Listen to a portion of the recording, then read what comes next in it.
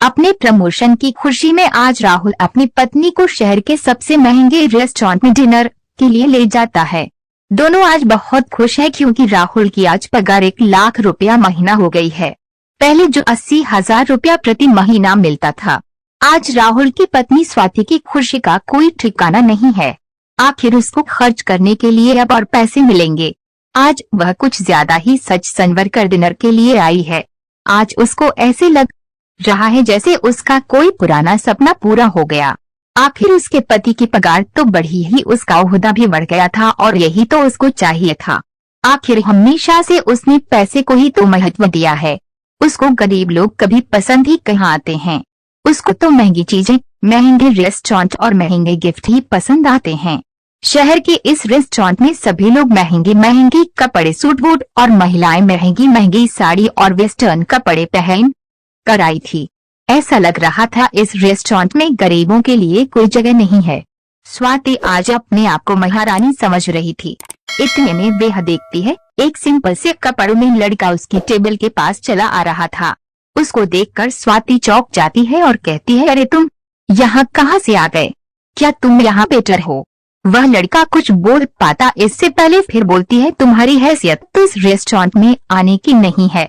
किसके साथ आए हो? तुम्हारा मालिक कहाँ है या फिर तुम यही झाड़ू पोछा करते हो? इतने में राहुल पूछता है, कौन है यह? तुम जानती हो क्या इसको? स्वाति कहती है, नहीं, मेरे घर के पास रहता था, बहुत गरीब है इसलिए मैंने पूछा यहाँ कैसे आने को मिल गया। वह लड़का वहाँ से जाने लगता है। इतने में स्वाति उससे जोर से बोलती है, अरे कम से कम बताते तो जाओ, यहाँ करते क्या हो? हम कल फिर आएंगे, तुम फिर तो नहीं यही दिख जाएगा। लड़का मुस्कुराता है और कहता है, तुम आज भी नहीं बदली, पहले भी पैसों पर मरती थी, आज भी पैसों पर मरती हो। अच्छा हुआ जो तुम मेरी जिंदगी में नहीं हो। ये लड़का स्वाति का पहला प्रेमी था, सौरभ, जो उससे बहुत प्यार करता था, पर गरीब होने की वजह से स्वाति ने उसको छोड़ दिया और राहुल से शादी कर ली। स्वाति को यह बात चुभ जाती है और वह चिल्लाकर सौरभ से कहती है, तुम क्या जानो पैसे की कीमत? तुमने तो कभी देखे ही नहीं। तुम तो हमेशा गरीबी में रहे हो और हमेशा गरीबी में रहोगे। जिसके पास पैसा नहीं होता है उसके पास कुछ नहीं रहता। खैर छोड़ो, मैं तुम जैसे भिखारी से पैसों की बात क्यों करूं? इस रेस्टोरेंट से तुम जल्दी जाओ, मेरा वक्त बर्बाद मत करो। ये बात सुनकर सौरभ बाहर जाने लगता है। इतने में उस रेस्टोरेंट का मैनेजर आकर स्वाति से कहता है, आप प्लीज इस रेस्टोरेंट से बाहर निकल जाएं। आप यहाँ पर खाना नहीं खा सकते। क्यों नहीं खा सकते खाना? हमारे पास पैसे हैं, फ्री में खाने थोड़ी आए हैं। तुम्हारी हिम्मत कैसे हुई ये कहने की? हो कौन तुम? स्वाति चिल्ला के मैनेजर से बोलती है।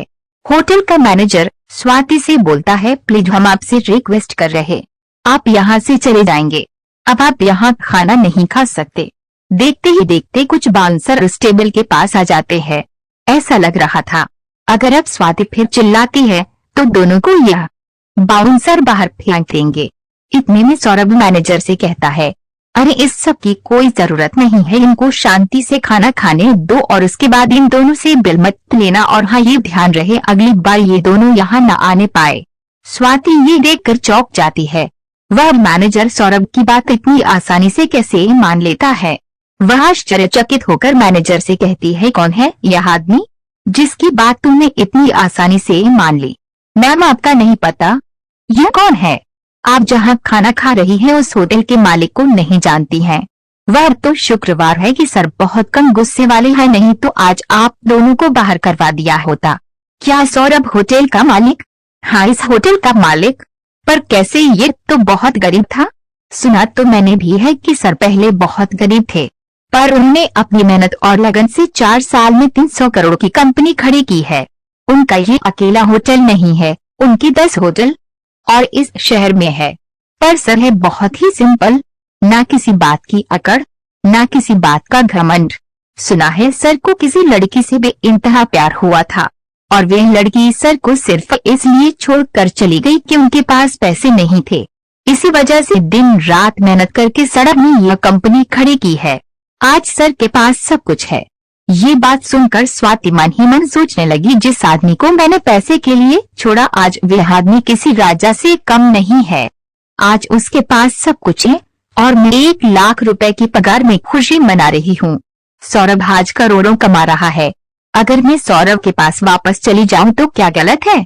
वह मुझसे प्यार तो करता ही है। मेरा तो हर सपना पूरा हो जाएगा। हीरे के गहने पहनूंगी और बड़ी बड़ी कारों में घूमेंगे।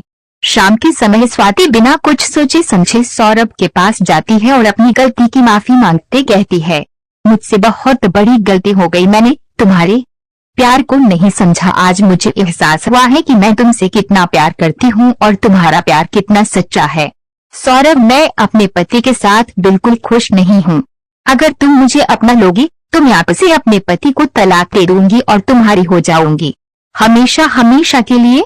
सौरभ यह बात सुनकर स्वाति को जोर से खींचकर एक थप्पड़ मारता है और कहता है, अरे बेवफा, पैसे की भूखी औरत, कम से कम जिंदगी में किसी एक के साथ तो वफा कर। कल तूने मुझे पैसों के लिए छोड़ा था और सिर्फ आज पैसों के लिए तुझे मुझ में प्यार दिख रहा है। जब मैं सिंपल कपड़े पहने तेरे सामने आया तो तूने फिर मेरा मजाक उड़ाया। अगर तुझे मुझसे प्यार था तो पहले ही अच्छे से बात करती ना। मुझे तो वेटर समझकर गाली दी तूने। स्वाति जोर जोर से रोने लगती है और कहती है, मुझे माफ कर दो, मुझे माफ कर दो। मैं तुम्हारे बिना जी नहीं सकती। प्लीज अपना लो मुझे, प्लीज अपना लो मुझे। सौरभ स्वाति से कहता है, याद है तुमको? मैं भी उस दिन तुम्हारे सामने ऐसे ही रो रहा था, अपने प्यार की दलीलें देता रहा। मुझे इस बात का दुख कम है कि तुम मेरी नहीं हो पाई और इस बात का दुख ज्यादा है कि तुम सिर्फ पैसों की भूखी हो। मैंने ऐसी बेवफा लड़की से प्यार किया जिसकी सोच इतनी गंदी है। भगवान का शुक्रवार है उस वक्त मेरे पास पैसे नहीं थे, नहीं तो तुम्हारा यह खिलौना रूप मैं कभी देख नहीं पाता। अब मेरे घर से निकल जाओ, नहीं तो मैं धक्के मारकर बाहर फेंकवा दूंगा और तुम्हारे पति को तुम्हारी सारी सच्चाई बता दूंगा। यह सुनकर स्वाति रो रो कर वहाँ से चली जाती है और दोबारा कभी मुड़कर नहीं देखती है। आज के समय में ऐसे कई उदाहरण देखने को मिलते हैं। हम ये भूल जाते हैं कि वक्त सबका बदलता है और हमको पैसे के लिए अपने रिश्ते नहीं बदलना चाहिए। प्यार हमेशा सच्चा और दिल से करना चाहिए, तभी हम अपने जीवन को सफल बना सकते हैं। दोस्तों, आपको बेवफा लव स्टोरी कैसी लगी हमें कमेंट करके जरूर बताएं। अगर अच्छा लगा हो तो अपने दोस्तों को शेयर करें और अपने YouTube चैनल कहानीपुर को सब्सक्राइब कर ले, बेल को प्रेस कर ले ताकि वीडियो अपलोड होने पर इसकी सूचना आपको मिल सके। सब्सक्राइब करने में पैसे नहीं लगते हैं और जीवन में केवल एक बार करना होता है। फिर मिलते हैं दूसरी कहानी लेकर, तब तक प्रणाम, नमस्ते।